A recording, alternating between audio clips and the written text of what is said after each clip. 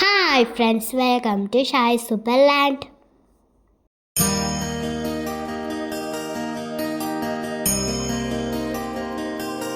Stories with ഷായുമായിട്ടാണ് ഇന്ന് വന്നത്.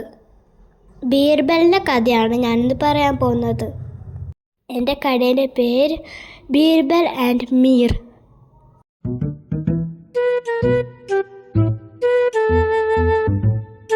നിങ്ങൾക്ക് ബീർബൽ ആരാന്നറിയാമോ?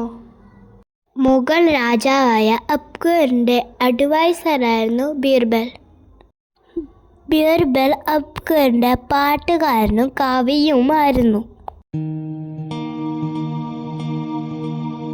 ബീർബൽ വളരെ ബുദ്ധിമാനായിരുന്നു. ബീർബലിന് പ്രകൃതി വളരെ ഇഷ്ടമായിരുന്നു. ബീർബൽ ഫ്രീ ടൈമിന് കൂടുതൽ ചെലവഴിക്കുന്നത് പുറത്തായിരിക്കും. ബീർബലിന് പ്രകൃതിൻ്റെ കാഴ്ചകൾ വളരെ ഇഷ്ടമായിരുന്നു. ബീർബലിന് ഏറ്റവും ഇഷ്ടമുള്ള അക്ബറിൻ്റെ റോയൽ ഗാർഡൻ ആണ്. ഈ റോയൽ ഗാർഡൻ നന്നായി നോക്കുന്ന ആളാണ് മീർ. മീറും വളരെ പ്രകൃതി സ്നേഹിയായിരുന്നു. മീർ ഒരു സാധാരണ ലൈഫാണ് നയിച്ചു പോയത്. ബീർബലും മീറും എപ്പോഴും പ്രകൃതിൻ്റെ കുറിച്ചായിരിക്കും സംസാരിക്കുന്നത്. About plants, flowers, trees, fruits.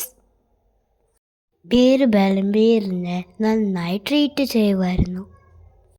അതുകൊണ്ട് തന്നെ ബീർബലിന് മീറിനെ വളരെ ഇഷ്ടമായിരുന്നു. ഒരു ദിവസം ബീർബൽ ഒരു കാഴ്ച കണ്ടു. ഒരു പ്ലാവിൻ്റെ അടിയിൽ ബീർബൽ കരയുന്ന ഒരു കാഴ്ച.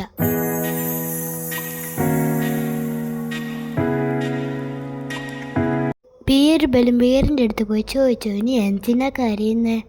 നിനക്ക് എന്താണ് പറ്റിയത്? ഒന്നുമില്ല മീർ വിഷമത്തോടെ പറഞ്ഞു. ബീർബൽ ഇത് വിശ്വസിച്ചില്ല. ബീർബൽ എണീച്ചിട്ട് പറഞ്ഞു, നിങ്ങൾ കരയുന്നതിൽ എന്തോ ഉണ്ട്. ഇത് കേട്ടപ്പോൾ മീർ സങ്കടത്തോടെ പറഞ്ഞു, ഞാൻ 20 വർഷമായിട്ട് കുറച്ച് പൈസ ഞാനിവിടെ സേവ് ചെയ്ത് വെച്ചായിരുന്നു. ആ പൈസയൊക്കെ ഒരു പോട്ടിൽ സൂക്ഷിച്ച് വെച്ചിട്ട് ഇവിടെ കുഴിച്ചിട്ടായിരുന്നു. ആ പോട്ട് ഇപ്പോൾ കള്ളന്മാർ കൊണ്ടുപോയി.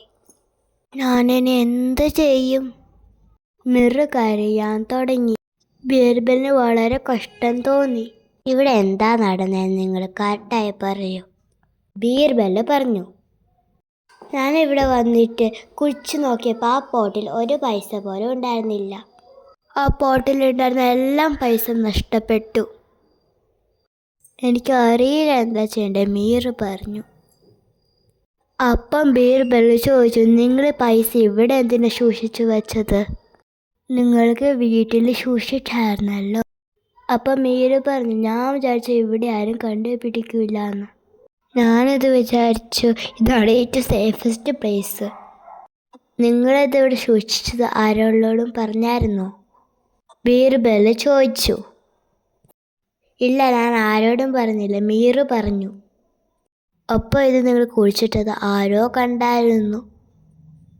ബീർബൽ പറഞ്ഞു, അങ്ങനെ വരില്ല സാർ, ഞാൻ ഈ ഗാർഡൻ ആരും കയറ്റാറില്ല. കിങ് അക്ബറും മന്ത്രിമാരും മാത്രമേ വരാറുള്ളൂ.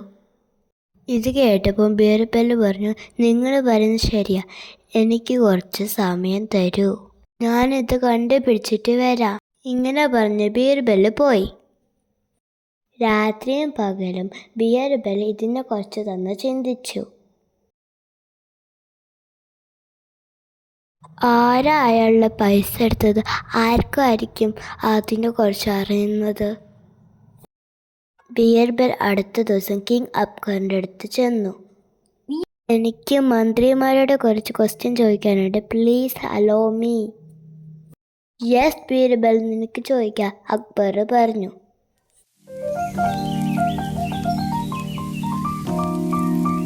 മന്ത്രിമാരെല്ലാം വന്നപ്പം ബീർബൽ അവരോട് ചോദിച്ചു,